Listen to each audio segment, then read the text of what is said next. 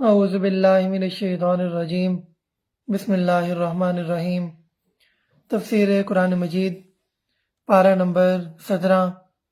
اس کا باقاعدہ آغاز سورۃ الانبیاء سے ہوتا ہے۔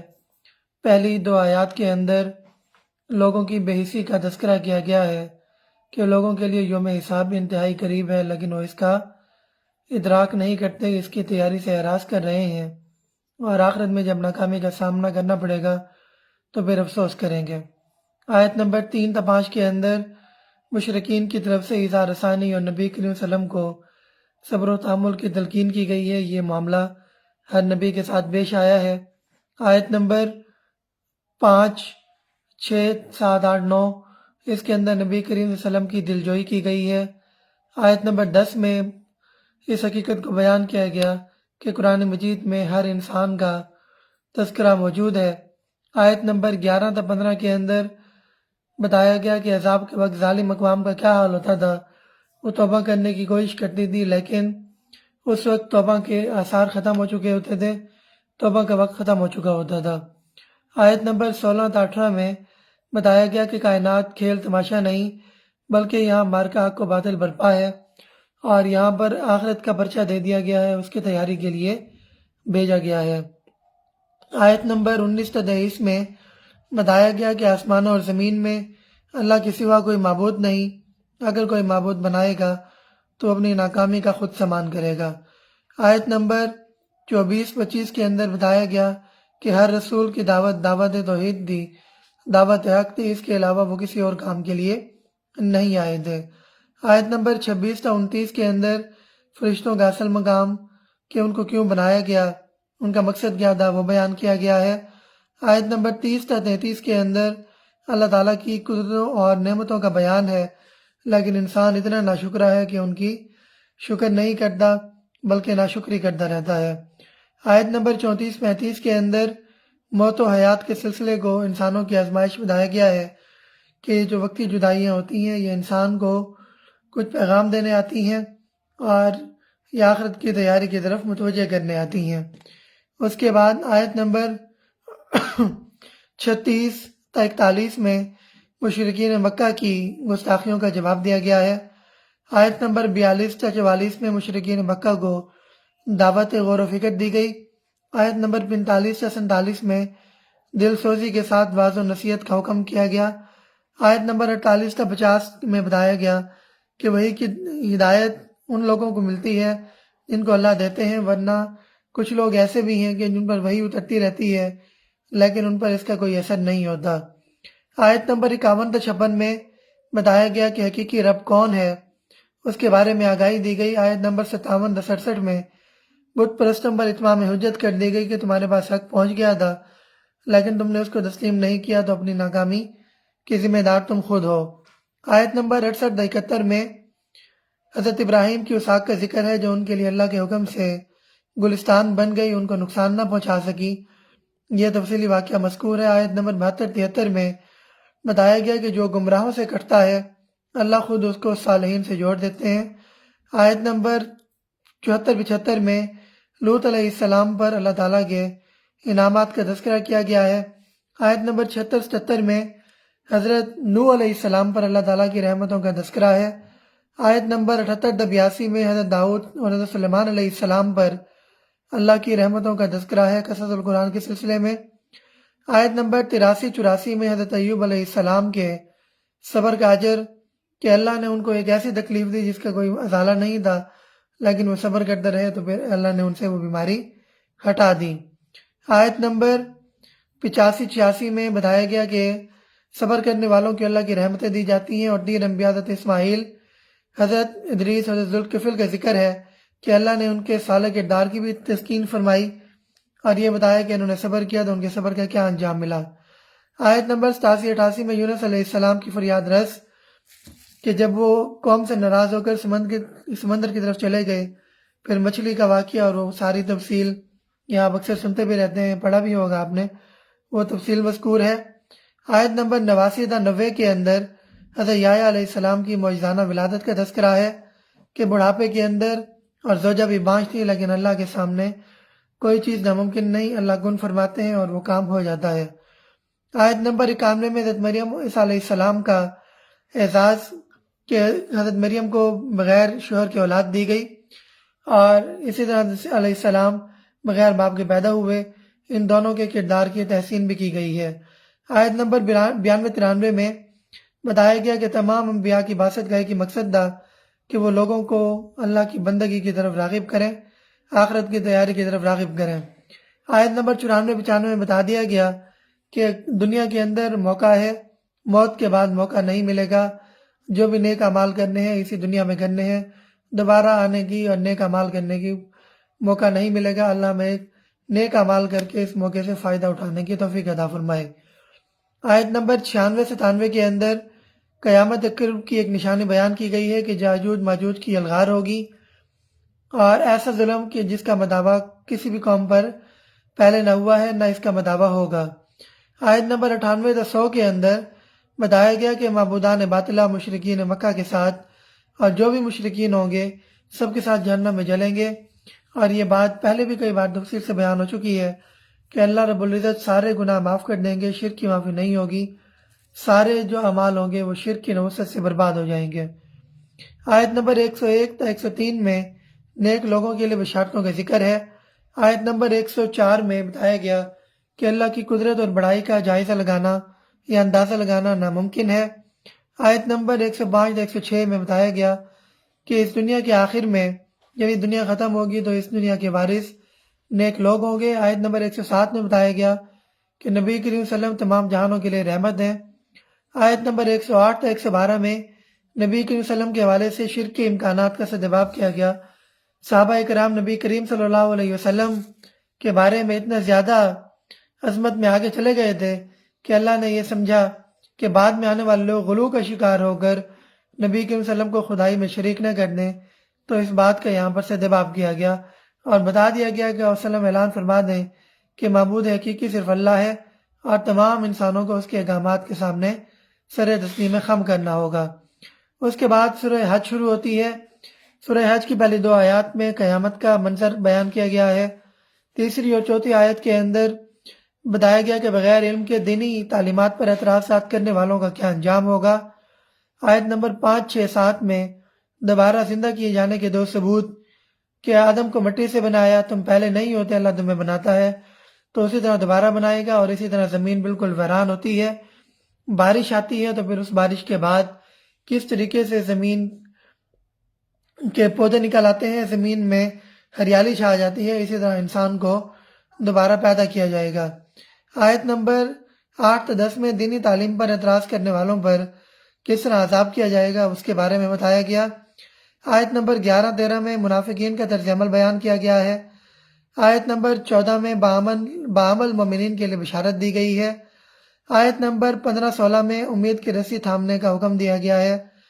آیت نمبر 17 میں بتایا گیا کہ حق پر کون ہے، یہ فیصلہ روز قیامت ہوگا۔ آیت نمبر 19-22 میں جہنم کے عذاب کا ہولناک تذکرہ کیا گیا ہے۔ آیت نمبر 23-24 میں ہدایت یافتہ لوگوں کے لیے بشارت دی گئی ہے۔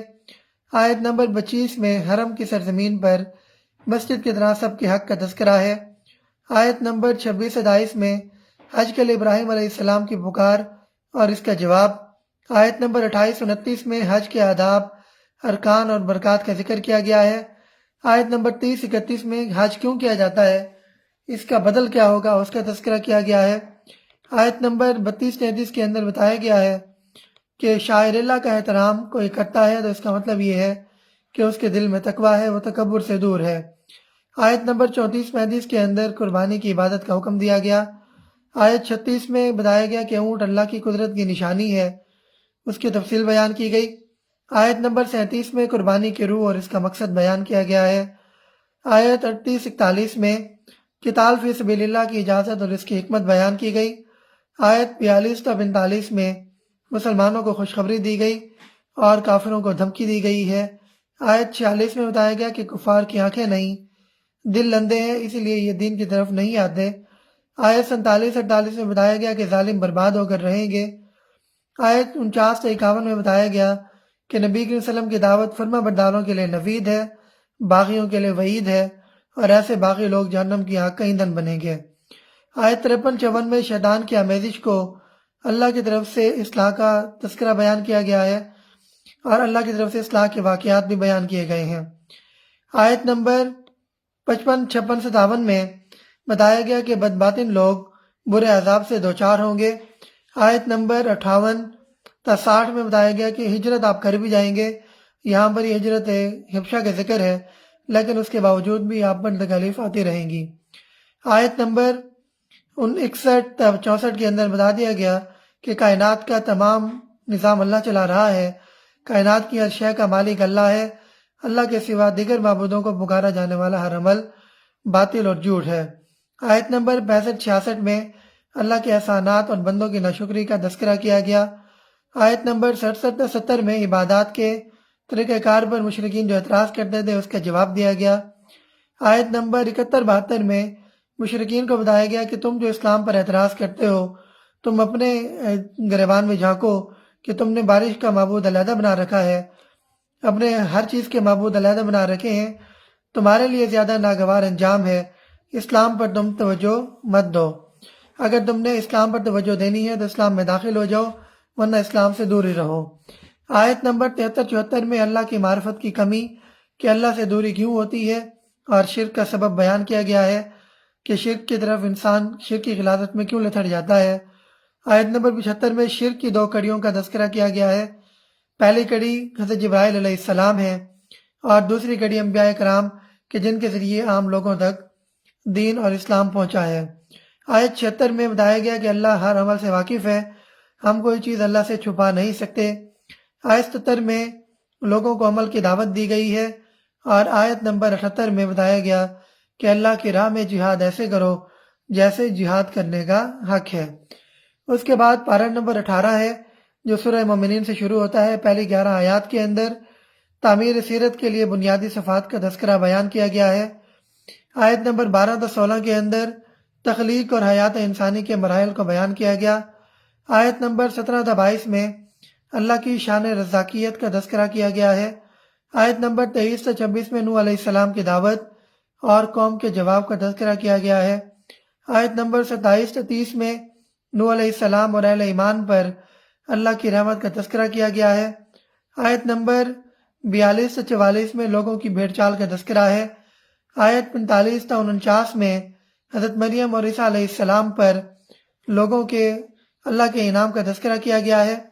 آیت نمبر 31 تا 39 درمیان میں رہ گئی تھی، اس میں بتایا گیا کہ تاریخ دہرائی جاتی ہے، جو لوگ دین سے دور ہوتے ہیں اللہ ان کو انجام کی طرف ان کا انجام بہت برا کرتے ہیں، جیسا کہ پہلے والی قوموں کا ہوا۔ صالح علیہ السلام کی قوم، قوم سمود، قوم عاد، قوم شعیب، جن جن قوموں کے قصص قرآن میں مذکور ہیں وہ تفصیلاً بیان کیے گئے ہیں۔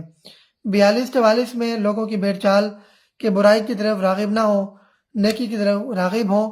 آیت نمبر 45-49 میں آل فرعون کی بدبختی کا تذکرہ کیا گیا ہے۔ آیت 50 میں حضرت مریم اور حضرت عیسیٰ علیہ السلام پر اللہ کے انعامات کا تذکرہ ہے۔ آیت 51-53 میں رزق حلال کا ثمر یہ ملتا ہے کہ اچھے اعمال کی توفیق ملتی ہے، انسان کو حق کی سمجھ آتی ہے، گمراہ جو لوگ ہوتے ہیں ان سے انسان بچ جاتا ہے۔ آیت نمبر 53-54-56 میں غافلوں کے لیے وعید بیان کی گئی ہے کہ تم پر حق پہنچا لیکن تم نے نہیں مانا تو اس کا انجام کیا ہوگا۔ آیت نمبر 57-61 میں مومنوں کی باطنی کیفیات کا تذکرہ کیا گیا ہے۔ آیت نمبر 62-63 میں انسانوں کی اکثریت کچھ اور سرگرمیوں میں ملوث ہے جس کا ان کو انجام ضرور ملے گا۔ آیت 64-71 کے اندر بتایا گیا کہ مشرکین مکہ پر عذاب کیوں آیا، وہ تفصیلی واقعات بیان کیے گئے ہیں۔ آیت نمبر 72-73 میں نبی کریم صلی اللہ علیہ وسلم کی دلجوئی کی گئی کیونکہ مشرکین گستاخانہ روش اختیار کرتے تھے، آپ صلی اللہ علیہ وسلم پریشان ہو جاتے تھے، یہاں پر وسلم کی دلجوئی کی گئی ہے۔ آیت نمبر 78-83 میں اللہ کے احسانات اور بندوں کی ناشکری کا تذکرہ کیا گیا ہے۔ یہ بات پچھلے پارے میں بھی آئی اور پھر یہاں پر دوبارہ ریپیٹ کی گئی ہے۔ آیت نمبر 84-89 میں سوچنے پر مجبور کرنے والے 3 سوالات کا تذکرہ آیا ہے کہ پوری زمین اور اس پر موجود مخلوقات کس کے اختیار میں ہیں، کائنات کے ساتھ اختیار اور کائنات کا مالک کون ہے، کائنات کی اشیاء پر زور کس کا چلتا ہے۔ مشرکین سے جواب مانگا گیا ہے۔ آیت 90-92 میں بتایا گیا کہ اللہ رب العزت سچا ہے اور شرک کرنے والے جھوٹے ہیں اور یہ حق واضح ہو کر رہے گا۔ آیت نمبر 93 سے 98 میں ایمان افروز تذکرہ کیا گیا ہے، دعائیں بتائی گئی ہیں کہ ان دعاؤں سے اللہ کی پناہ میں آنا ہے، شیطان سے بچنا ہے، اللہ کی رحمت کے حصار میں آنا ہے۔ اس کے بعد آیت نمبر 99 100 میں غافل انسان کی حسرتناک موت کا تذکرہ کیا گیا ہے۔